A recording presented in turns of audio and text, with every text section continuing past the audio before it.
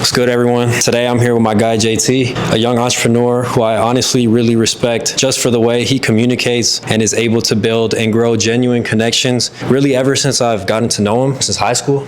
I'm really excited to have you here, bro. Share some free game with all the viewers, man. So without further ado, just introduce yourself and let's get straight to it, bro. Nah, for sure, my boy. Appreciate you having me, my boy. You know what it is, man. Like he said, bro, since high school. What's going on, y'all? My name is JT, also known as Jonathon Tayki. I'm a junior at Loyola, Chicago. And I'm also the co-founder of the Real Relax clothing brand, mental health inspired, fortitude, things like that. So actually super excited to be here today, bro, because like Max said, we go way back. And like now that I think about it, I never thought I'd be here with you doing this right now. So super excited to tell you guys more about me and my journey, things I've learned, act, etc. So yeah, bro, let's just get to it. Hell yeah, man. All right, my first question for you, bro. How important do you think communication is to success? And what's one thing you've learned about building relationships with people from all walks of life? That's a good one, bro. Like you said earlier, I take communication very seriously. Without it, basically, you have no sort of guideline, no North Star. Like if I'm trying to communicate with my partner on what to do and I'm not necessarily understanding it, then I can properly communicate it. So when I think about communication, I also think about listening. You know, a big one that my mom always says is that we have 2 ears and 1 mouth for a reason.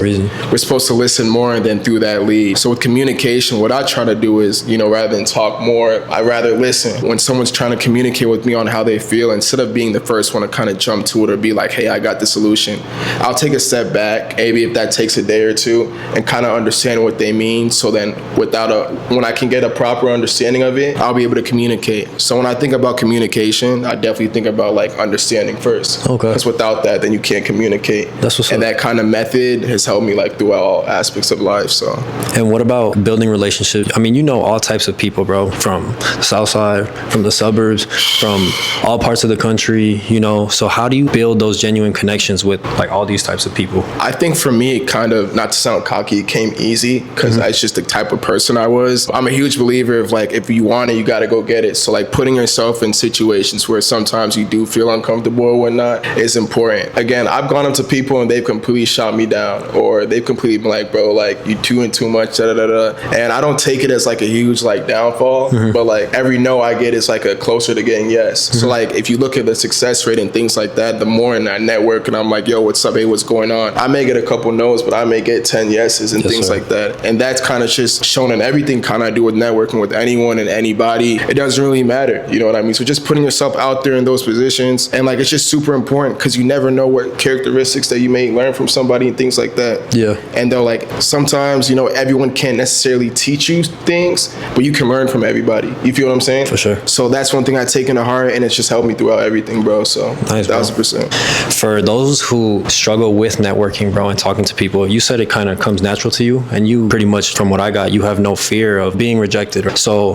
for someone who's more introverted and more to themselves, what advice would you give to them to get over that hump of, you know, maybe being scared of being judged or whatever it is? What would you tell them? No, yeah. So like one thing you said that kind of I appreciate is like the having no fear. I'm glad it looks like that, but like I get scared every day. But like the only difference is that I just do it while I'm scared. You understand what I'm saying? Right. So I think one advice is just getting used to not only yourself, but getting used to getting no's. You know what I mean? I don't want to say just rip the Band-Aid off and just do it because it is scary in certain instances, but I say you got to start slowly. And once you make that decision, like, hey, like I need to get to this point in my life and I need to make those changes, then you will. Because if there's no change, there's no growth. And if there's no growth, there's no change. Right. So it's so important to just say F it and just put yourself in that field. Every no is a closer yes and things like that. So it's never really no fear, but like you just got to do it when you're scared. And I think going off what you're saying, if you don't go out there and try to get those connections, try to build those connections, you're already getting a no. You feel me? And you're already getting a no. That's exactly what I was trying to tell I be trying to tell people, like, like you have a better chance if you just ask. Like, what's the like literally like the worst they can say is no. If they say no, they say no. Yeah, if they say no, you say no, and then it's a. If you don't ask, it's already a no. Exactly. So I'm like, you know, I used to get on people for being like, oh yeah, they're gonna say no, but I understand because it's scary. Yeah. But you just got to do it, and you're closer. Your percentages literally go up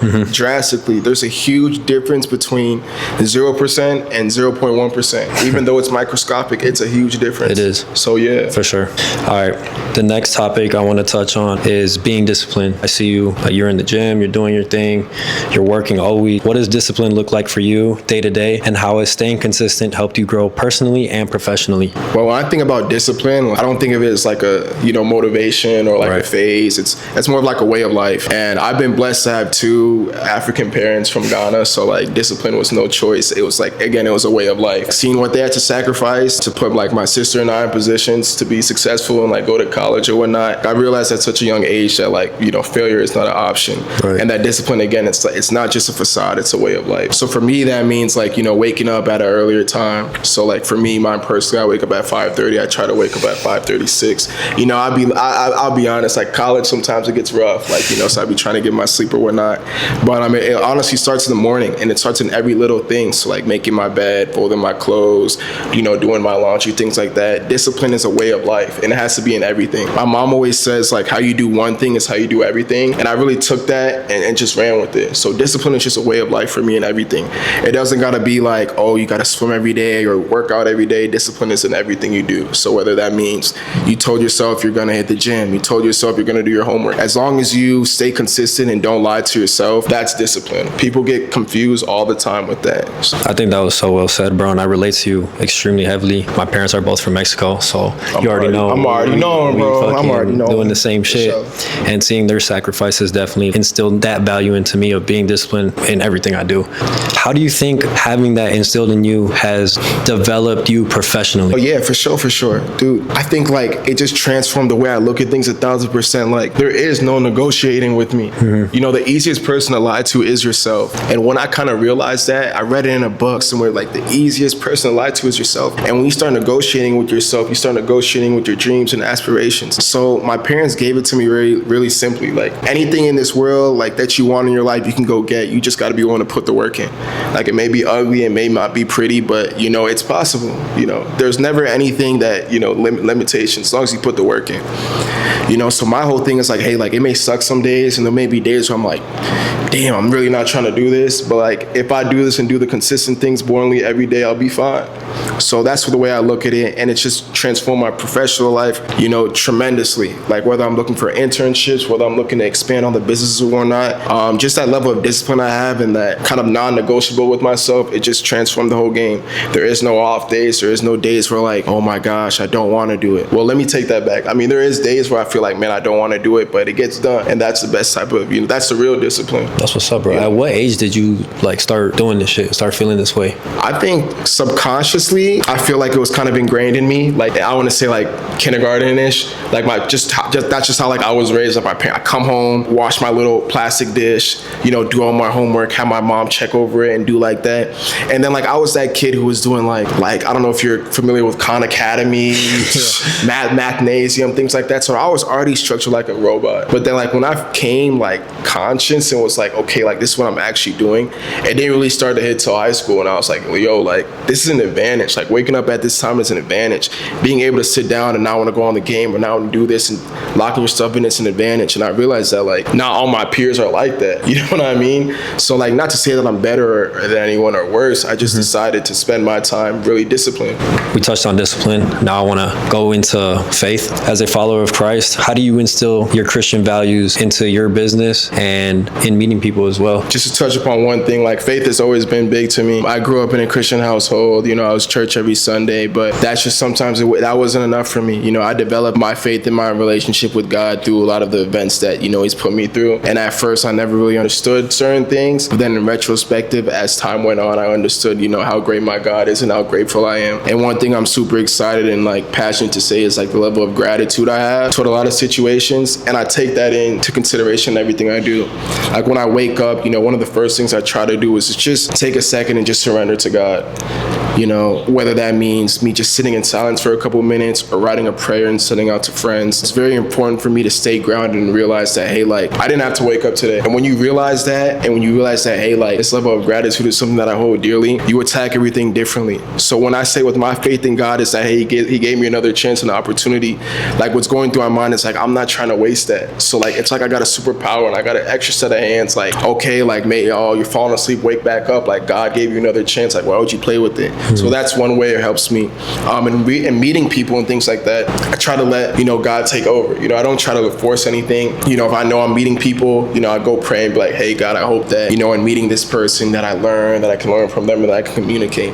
And when I truly sacrifice to give it in God's hands, it just always seems to kind of just work. Like the anxiety goes away. And like, of course, there's been times when like I've gone into a conversation or like I've gone into somewhere and it goes terrible. But then I realized in the future, like this happened because it wasn't supposed to happen. Like God was showing me these signs early. And as a believer, sometimes it's hard to see those signs until some time has passed. But yeah, ultimately just surrendering and letting God do the work and not being anxious. That's ultimately been the best cheat code in how I see it in my relationships. So. Yeah. All right, coming back to the whole networking thing, how have relationships and your network played a role in opening doors or creating new opportunities for you? That's a good one, bro. That's a good one. When I think and kind of reflect on like the opportunities that I've been given to and things like that, I've not necessarily been the most qualified, but because I've kind of known the person or I've known of the person or I've known the person's uncle, sister's cousin type of beat, I've been entered in those doors and given those opportunities. Yeah. So it's definitely been like kind of an advantage. And I advise like anyone who's watching to really kind of put yourself out there because like, again, what's the worst people can say? No. So I've been given a bunch of opportunities and like, you've seen it with the Real Relax, all the opportunities that we've had in my own personal professional development at school and things like that. Internships wise, I've seen how like knowing someone or knowing of someone or knowing a certain group of people can get you into certain doors.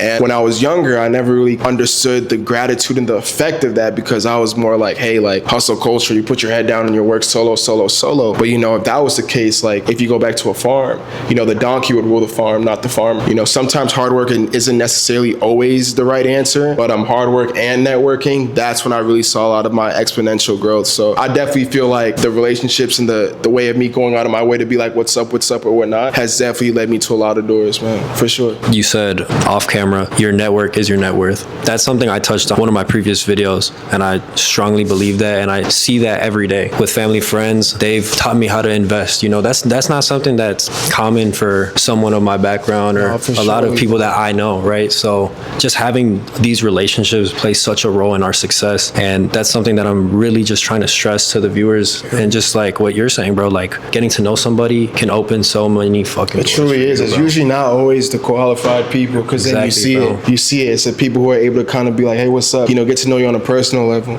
In so many industries too, especially like say with sports, right? If you're trying to get into sports, you have to know somebody to get in there, bro. Yeah, it's a club. Believe it or not, it's a club. You see it as, I seen it as, we go up in certain levels or whatnot, and like my experience at Loyola as well, like I could see it's almost like a fraternity in a way. And unfortunately, in order to get your foot in the door, you got to kind of know somebody. You could be the most talented. You see it all the time in the league.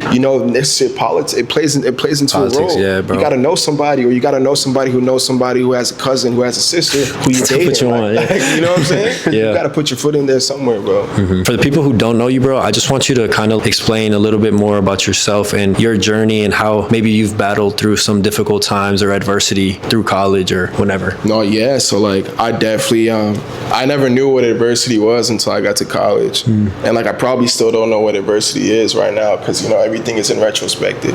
Like probably my biggest problem right now will not mean a damn thing like 10 to 15 years from now. So that's a cool part about this stuff. Like now that I've kind of come to an understanding, like it's a lot of phases in life, and you got to realize it. You can't ride the high wave, you can't ride the low wave. You got to try to stay like even keel. That's one thing, like that's major for me, just staying even. But like, especially like going to college and being a freshman, and I was walking onto the volleyball team and things like that. I was also the manager at the time too, so it was a difficult process. And on top of that, I had the brand as well. So like I was bussing, and I was really bussing. Yeah. But like what came with that was a lot of adversity. Like with all the walk on BS, and like okay, like you could walk on and try out for a year and work in, and then unfortunately like hey, the NCAA takes away walk ons, and you're not able to go to the gym and things like that. So I know while dealing with that, it was tough, because on top of that, like I've always played sports. I'm a competitor, and like for the first time in my life, I realized that like hard work doesn't always pay off in the way that you want it. So that was like my number one. Like number two, the same thing is being with the entrepreneur and Real Relax. Like as a freshman, like it was so much to handle at once. Like running around doing this, and while we had some success, we also had some downfalls. And kind of navigating that, meaning like hey, you could risk it all and still not capture it. And then on top of that, I got school as well, and we got foreign parents. parents. So like it was do or die. That was probably like my freshman through my sophomore year, some of the hardest times in my life, quote unquote. And the one thing that I kind of had in like the back of my mind is like, hey, like the gratitude. Like every day, every bad day that I had, I was excited, kind of ish. No, not the first couple of times, but after I came into perspective, because it just meant that I was one day closer to a good day. And every day I woke up, I was like, wow, it's a whole opportunity to get it back in blood, like to have another opportunity in it. Yeah. And, you know, as the days went by, you know, the days turn into weeks, you know, the weeks turn into months, you know, the month turns into, you know, 2 years. And I look back and like, man, like some of this stuff sucked. Like, you know, some of these nights, like I had no sleep. Some of these nights I was crying myself to bed. You know, some of these nights I was like, why did this happen? Why did this coach say this? Why did this coach take away this opportunity from me? But in all those nights, it just made me a lot stronger. And like now that I look at myself in the mirror and things like that, and I reflect on the pod, you know, I'm just like wow, like I actually really endured a lot, and it made me a lot stronger. So like if anyone's going through adversity or things like that, like whenever you get a second chance or like you get a day to wake up, start off with that one and then see how the day takes you. You know what I mean? So I definitely went through a lot of stuff, you know, especially being in college and having a brand and trying to walk on and do this, and just it's tough, man. But you can't really put your head down. You got to keep your head up, and you got to remind yourself like, hey, it's not a bad life. It's just a bad day. You know, it's not a bad day. It's just a bad hour. You know, it's not a bad hour. It's just a bad couple of minutes and things like that. So. Yeah, bro, that was like such a amazing response, bro. When you say that you wake up and you're just thankful for another opportunity, I'm thinking about the faith, right? Like God is giving you another chance, and you already touched on that, right? It's not promised. When you realize like it really is not promised. Right. And that's another thing he'll show. Like, you know, unfortunately in a couple of years, like I've had family members, friends, you know, pass away, and it's just like, you know, time is really not of essence. You know, it's the only thing that, you know, we can never get back. It's the only currency that we'll never truly know the balance of. Like, you don't know. You could be on your last 10 ball. Somebody could be up 100,000. You know, think of it like that. So when you kind of grasp that idea, and I think a lot of the events in my life forced me to grasp it at such a young age, that's kind of like when I wake up, like there is nothing I can do at all. You know, there is nothing I wouldn't sell myself short. And if I come short, you know, unfortunately tomorrow, God willing, if I wake up, I'm gonna get right back to it. Amen. So you just take that each and every day and every day and every day. Like it's just so embedded in me. Like I have a bad day and be like, bro, I can't wait for tomorrow. Like I get hyped. Like, you know, I wake up, my computer's not charged. You know, I wake up and, you know, I'm supposed to hit legs. My legs are sore. I'd be like, you know what? Like that's cool. Like how am I gonna work around it? You know, so it sounds a little cuckoo at first, but then when you learn to kind of adapt and realize like, yo, like every setback is not a setback, like a catapult, bro. You know, once enough setbacks, it's enough friction, it's gonna let go. You're gonna launch. So that's kind of my. No, that's free game, bro. Especially for maybe even like, you know, younger people who let that shit eat them up, bro. For sure. You know, it's just like that, bro. Like, dude, don't get me wrong. I have my days where I'm like, yo, I'm bossing. like I'm real bussing, like, bro, like not in a good way, like, bro, like I'm done. And those days where I wanted to give up the most is with the days where I tapped in, where I was like, wow, like I survived that day. Like, what's next? Like, there's nothing I don't like. Again, with the armor of God, and then my mindset is like, bro, let's do it. Anything I want to do, let's do it. It may be hard, but let's do it. Like, what's the worst that can happen? And I think one thing that I always tell myself whenever I'm going through some shit is just someone out there has it worse, bro. Someone out there is going through some shit that we couldn't even imagine about. You feel me? Yeah. And we're so lucky to be in the position that we're in, have everything, have all the blessings that God has given us every single day. No, that's 1,000. You know, I think also from our backgrounds and things like that. And I've gone back home before. Have you ever gone back? Yeah, for sure. Like I went back in 3rd grade, but like I still remember some of the flashes and like seeing the joy on some of these kids' faces while I'm complaining about certain things. Like I was like, why am I being ungrateful? Right. Like again, my problems may be like this to compare to their problems. And when you realize that and you kind of take that into perspective each and every day and realize kind of the opportunities that you have like out there, it's like, bro, like why am I complaining? Why am I doing this, bro? So I think I give a lot of credit to my parents, even though sometimes it'd be, you know what I'm saying? It'd be frustrating. It'd be frustrating, but like I hear them though. You feel me? 1,000%. Bro, touching on that, like going back home and you see these kids, you know, they're laughing, they're smiling, they're enjoying life, bro. They would kill to be in our position, bro. I'm complaining like, oh man, my spider hoodie messed up in the wash. I'm telling bro, like, bro, you late. I told you not to put my. Bro, they would fucking cry over some shit from the thrift. You know, like I had cousins from Mexico. They came came here with their OGs. I was in 7th grade. Yeah. I always remember this. They went to a thrift store. That shit was like heaven for them, bro. They were so happy in Real there. gratitude, They bro. had bags filled with clothes, you know, because it's for the low. Yeah, bro. And my parents were hooking it up for them, and they just were like overly like the best day, bro. Yeah, like the best day ever. You You go know? to the thrift like, man, this store don't got none, bro. Like, Yeah, shit, go we real can with it. Like, sell- yeah, bro, we Yeah, bro. Lincoln Park with it. What? Yeah, bro. Yeah, man. Nah, that was Like that, no, real stuff, bro. And it just changed. It kind of just changed my It like, changes. damn, like you know, like I'm getting mad because we went to here instead of eating at here. We went at beat ups instead of Wingstop. You know what I'm saying? I'm like, bro, like Yeah. it's a privilege to even have an opportunity to like at least know you gonna eat, to at least know where you're gonna lay your head. Mm-hmm. You know what I mean? To at least know you getting mad because you know Netflix increasing the price. Nah, bro, it's real levels to it. It is, Once bro. you acknowledge that and you kind of like, bro, like ground yourself, bro. Like just take a second and then like, wow, like it's an opportunity. You gonna make the most out of it because someone is dying to be in your shoes, bro. That was a great conversation, bro. I'm really like thankful for you and your time, bro. If you could just let the people know where they can hit you up, or you know if they ever have some questions and tap in with you or whatever, Yeah, bro. for Like sure, plug for yourself sure. and what you got man. going on. Like I said, bro, hey, it was great doing this with you, family. Like again, me and Max go way back. But you know, if anyone wants to reach out to me or whatnot, I'll have you tag me or collab in the Instagram. You know, you can always hit me up on Instagram, whatnot. All my social and everything are lined up on there. So you know, if you ever you just want to talk, you want to collab, you want to just clash heads, things like that, I'm always down. Free game. Hell yeah, bro. Thank you, man. For sure, you know what it is, my boy. Yeah.